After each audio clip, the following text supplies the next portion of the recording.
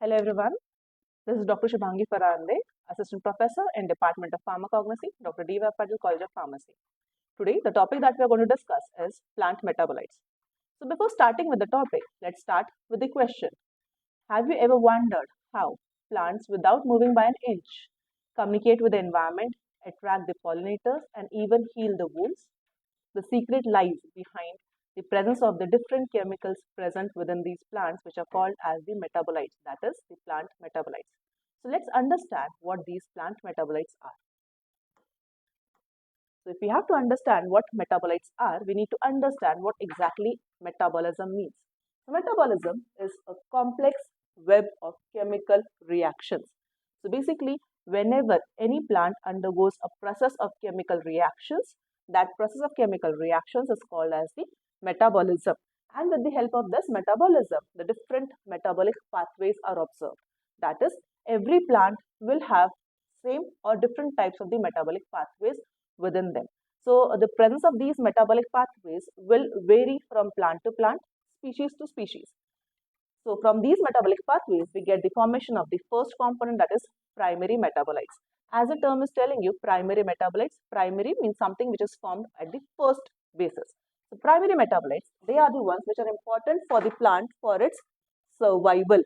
That is, if the primary metabolites are not there, it may happen that the plants may die within a short span of time period. Following the primary metabolites, we have the secondary metabolites. As the term is telling you, secondary metabolites which are formed with the help of primary metabolites. Secondary metabolites, they are not as such important for the plant for survival, but they are necessary to be formed in the plants. Because if these secondary metabolites, they are not formed in the plants, then they will have long-term impairment for the plant. So from this slide, we understand that how primary and secondary metabolites play a crucial role whenever we talk about the metabolic pathways.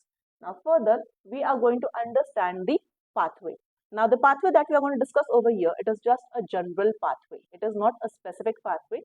In this pathway, we are going to see how the different primary and secondary metabolites are formed within the plants, and with the help of the different pathways, their formation is seen. So like I said previously also, this is a general pathway. It is not a specific pathway. So we are going to see some important steps. We are not going to see the detailed steps over here. So let's understand the general pathway for the formation of the primary as well as the secondary metabolites. So for the formation of these metabolites, basically we require the process of photosynthesis to occur in the plants. So with the help of photosynthesis process, the first formation of the metabolite, that is your carbohydrates, is formed. So carbohydrates is an example, a very good example of your primary metabolites. So as we can see, simply with the help of photosynthesis process, the carbohydrates are formed in the plant. So like I have said previously that in between there are multiple steps involved which I have not shown over here. I have just tried to take the important steps that are involved in these different pathways. From these carbohydrates, we can get, these carbohydrates will enter into the pentose phosphate pathway. In turn, it will enter into the erythrophosphate phosphate and will form your shikimic acid pathway. From this, we get the formation of the other type of the primary metabolites called as the aromatic amino acids. Now further, these aromatic amino acids are responsible for the formation of the other type of the again primary metabolite, that is your proteins. So we can see that from the simple process of photosynthesis, we are getting the formation of the different types of the primary metabolites.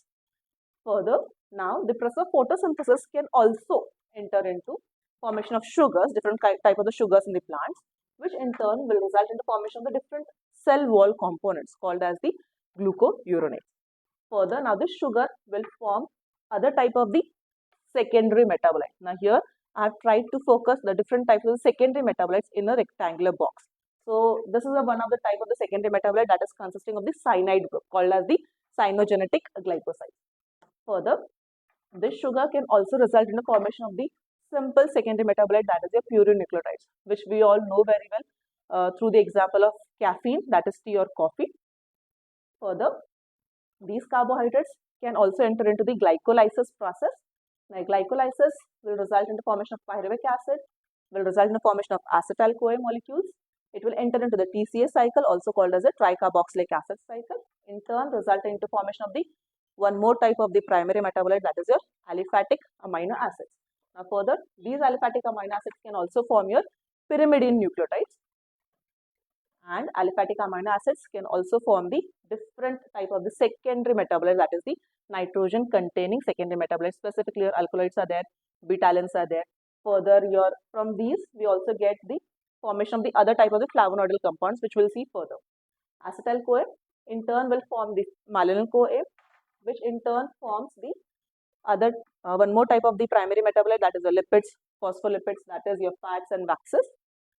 From this acetyl CoA, it can also enter into the mevalonic acid pathway. Now, this mevalonic acid pathway is important for us for the formation of the different isoprenoidal compounds. Right?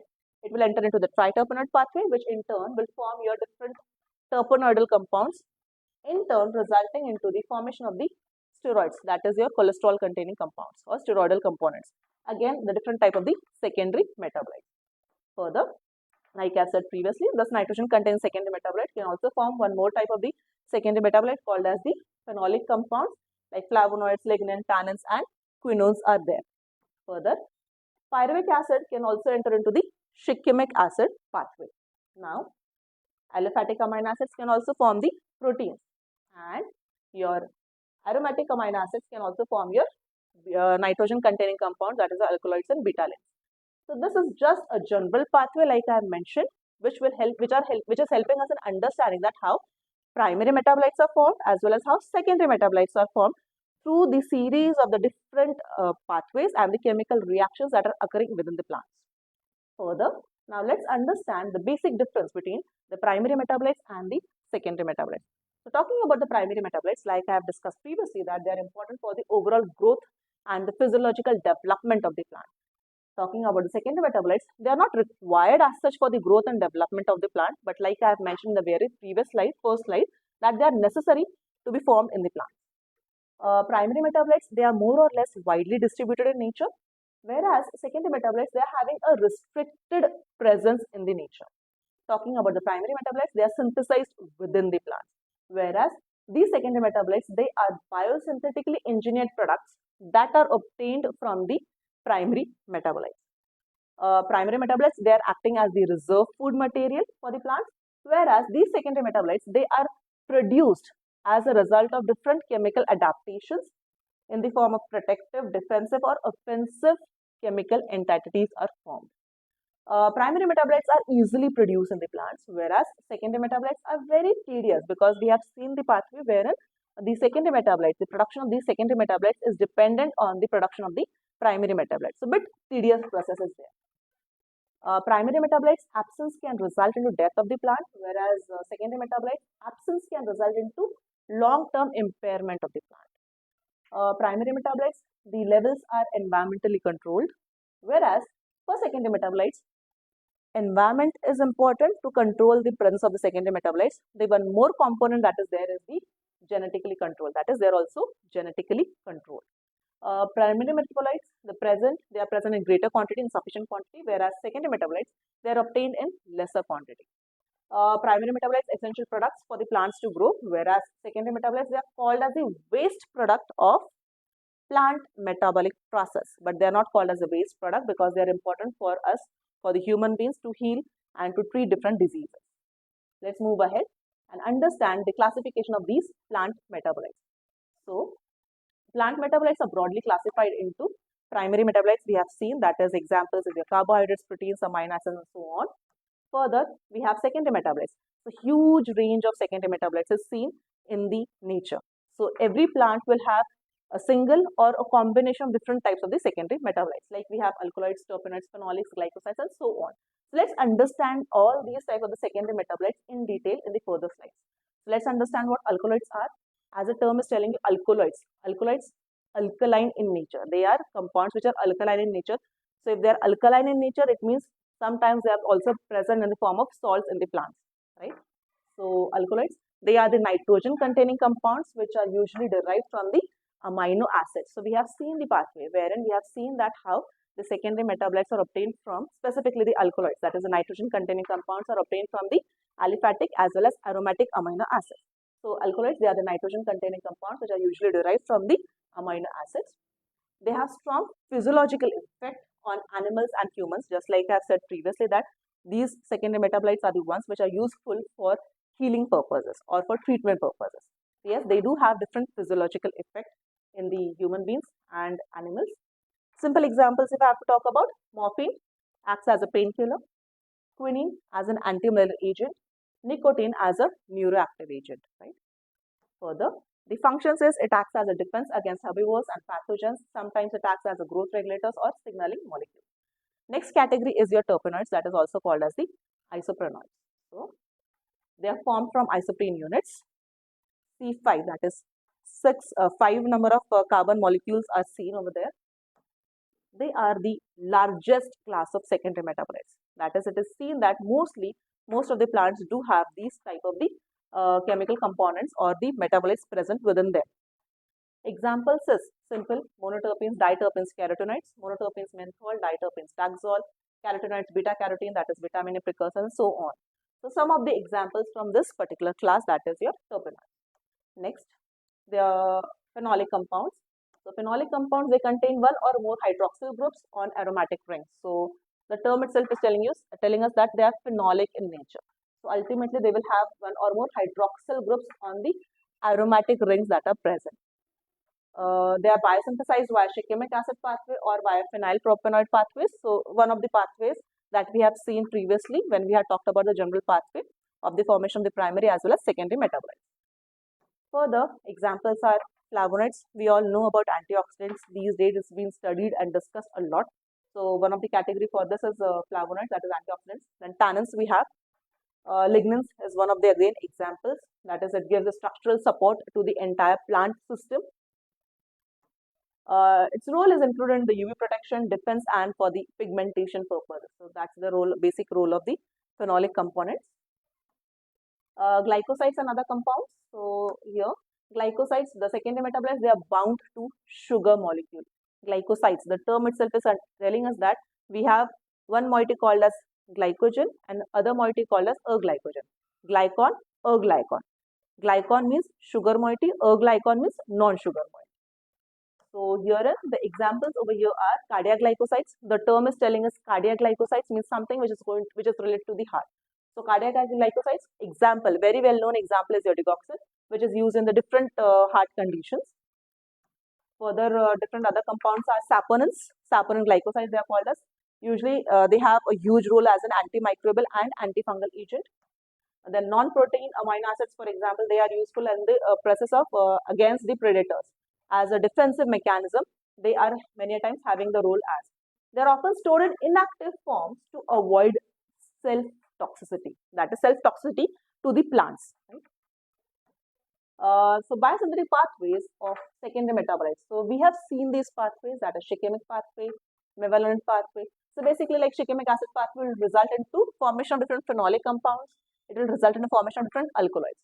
Mevalonate pathway is responsible for the formation of the different terpenoidal compounds. We have seen that how isoprene unit is been formed and how they are important for the formation of the different terpenoidal compounds. So they are involved in different complex enzymatic reactions which are often regulated by plant development and stress conditions, right? So the ecological role of these secondary metabolites. So ecological role says that these metabolites are produced in the plant in the form of a defensive mechanism. So these are formed, usually these secondary metabolites are formed whenever the plant is trying to protect itself from any external predators or any external change in the climatic conditions. So toxins, repellents, antiphedants, some of the examples from which the plant is trying to protect itself, and then they are trying to produce these moieties within the plant. Allelopathy, that is chemicals that inhibit germination or growth of some nearby plants. So we have seen this process occurring many a times. Specifically during the farming cases, we have seen that these situations occur. So such kind of plants are existing over there. Attract pollinators or seed dispersers via color, scent, and taste. Yes, in the process of pollination, these secondary metabolites play a crucial role. They help in plant microbe and plant insect interactions. So part of biotechnology we can say and part of microbiology we can discuss when we are talking about this plant, because we can easily study the plant microbe and the plant insect relation or the interaction that is occurring, because these microbes and insects also play an important role in formation of these different secondary metabolites within the plant. So medicinal and economical importance, let's understand what exactly it is. So many plant metabolites are used in traditional as well as modern medicine. Simple example is digoxin, which has been used since ancient time period. Initially the leaves were used, the flowers were used of this plant, and now in modern medicine the digoxin compound has been extracted and it's been used. It has been chemically synthesized within the labs, and then the different formulations are being prepared out of it. So yes, many plant metabolites, they have a traditional as well as a modern touch to it. Simple example is again vincristine, the vinca plant, Sadafuli called as in Marathi. It is useful in the treatment of cancer. Artemisinin, it is useful in the treatment of malaria. These secondary metabolites, they have a very huge role apart from in healing or in treating the diseases. They are also useful in preparation of different cosmetic preparations, in perfumes, food flavoring agents, or in dyes also. So we have natural colors, natural dyes are available. So yes, these secondary metabolites play a crucial role over there too. Economically important for pharmaceutical and agrochemical industries. So if we are talking about secondary metabolites, we are also talking about these two industries. So pharmacy industry, yes. Along with pharmacy industry, we are also talking about the agrochemical industry, wherein the presence of these secondary metabolites play a crucial role in understanding that how the yield of a plant can be increased or improvised. Next slide, next point is about the biotechnological applications. So now when we are talking about plants, we also have to talk about the biotechnology, because we talk about the genetic changes that occur in the plant. So how the genetic changes occur and how they have an impact on the plants, and how the metabolites, the formation of the metabolites can be increased or it can be decreased or it can be maintained at a particular level. So that is where your biotechnology plays a crucial role in. So metabolite production is improved through plant tissue culture, a very well known technique, PTC, many times abbreviated as. So like callus culture is there, suspension culture is there, through which we can go for increasing the production of the different types of the secondary metabolites. Then we have genetic engineering. Genetic engineering, wherein overexpression of some biosynthetic genes can be done. So through genetic engineering, we can also try to improvise the variety of the plant. We can also try to improvise the strain, the species that we have. Then synthetic biology, wherein engineered microbes to produce the plant compounds is done. So we are trying to see that the microbial genome is bit modified so as to get the desired plant compound, that is the desired secondary metabolite produced in the plant. So we can say that we can modify the fungi, or some of the microbes which will grow on the plant, and then through those microbes we can try to induce the production of some of the secondary metabolites. So basic goal of this is why we have to involve biotechnology when we are talking about plant metabolites. So basic goal or basic reason is to have a high yield, to lower the cost, and have a sustainable production of the respective secondary metabolites. So these are the references, and this is what about your plant metabolites is. Thank you so much.